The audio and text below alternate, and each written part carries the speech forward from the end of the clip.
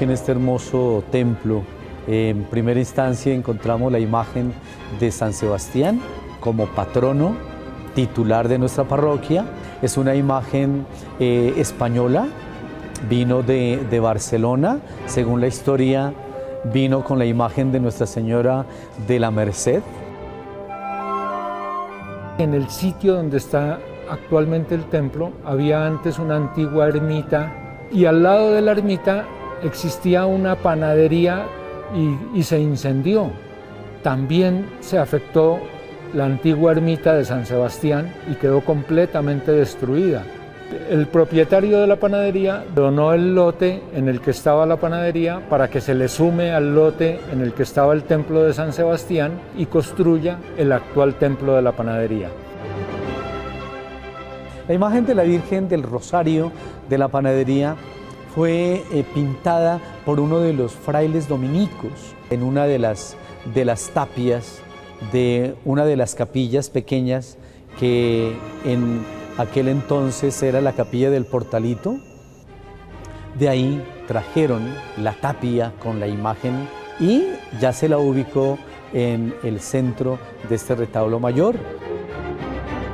El estilo del templo es un neogótico. Aquí vemos también un gran trabajo de vitrales auténticos hechos con alma de plomo y vidrios de colores horneados. Este templo pues se hizo aproximadamente entre los años 1920 y 1930. En este lugar existía un molino movido por una corriente de una quebrada que ahora ya está canalizada, la quebrada de las Monjas. De ahí viene entonces la harina y comenzaron ya las personas a comprar lotecitos alrededor del molino donde fueron construidas las casas. Luego construyeron sus hornos, prepararon un delicioso pan y fue muy conocida esta zona como la zona de los molinos, la zona del molino o la zona de los hornos. Este templo se inició su construcción en el año 1931, después de la demolición de un templo del siglo XVII que existía aquí, que era de los dominicos. Cuando los jesuitas recibieron este templo, pues el templo anterior estaba casi en ruinas y por eso los jesuitas de su momento decidieron demoler ese templo, que era muy antiguo, para construir este hermoso templo de Cristo Rey. Al respaldo tenemos el presbiterio, cuyo ábside está rodeado de imágenes talladas en madera, nada más y nada menos que por el maestro Alfonso Zambrano. En esos años mi papá hacía los diseños de las imágenes y desbastaba las figuras, nos daba siempre ya prácticamente la forma y nosotros le ayudábamos en los detalles, en el pulimento. A este templo particularmente viene mucha gente a visitar la imagen que vemos en la parte de atrás, la imagen del Señor de Sibundoy. Es una imagen del año 1547 que habían traído los capuchinos a la misión de Sibundoy en el Putumayo. Después de la salida de ellos de esa misión, se le entregaron a los padres dominicos y los padres dominicos, cuando dejaron la misión en Sibundoy, se trajeron esta imagen. En la iglesia de Cristo Rey también aparecen unas estaciones que fueron talladas en los años 30 o 32 por unos artistas ecuatorianos que trabajaban al frente de la iglesia. Pasto es una ciudad de templos muy hermosos, cada uno con unas características muy especiales.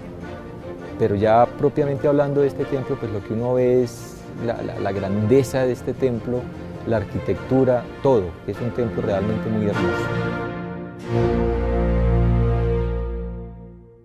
La capilla de Lourdes es una capillita que fue construida en el siglo XIX, a finales del siglo XIX.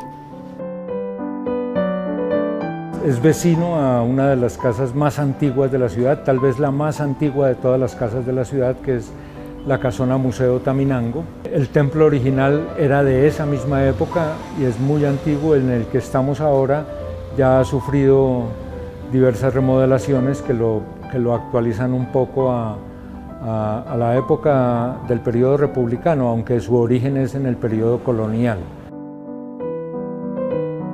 Allí la devoción especial está a la Santísima Virgen Nuestra Señora de Lourdes, y esto fue lo que llevó a la construcción de esa pequeña capilla que también queda a la orilla del río Mijitayo. Hay historias en torno a la quebrada Mijitayo, como la famosa historia de un leproso que bajaba por ella a limpiar sus heridas de la lepra y la gente lo rechazaba, y inclusive él se ponía una capa blanca para tapar sus heridas y bajar, y mucha gente pensaba que era un fantasma. También pues se especula sobre si este leproso de pronto sí obtuvo por parte de la Virgen de Lourdes, en el que se le curó su enfermedad.